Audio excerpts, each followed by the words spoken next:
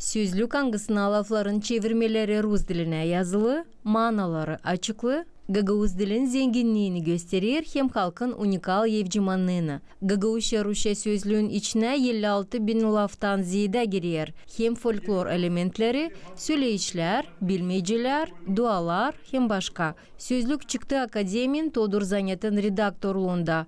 6 tomluk sözlüğü o başkana Gutul Evgeni'ye başladı. Burada var.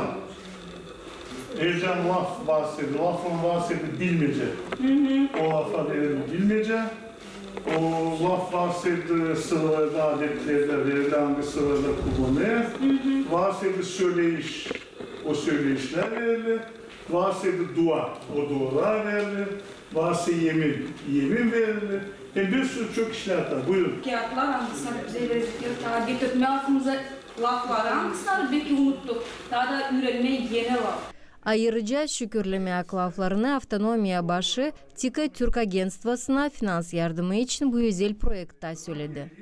Svetlana Dimitroglu, Sergey Georgiev, Irina Rezunets, GRT Haberler.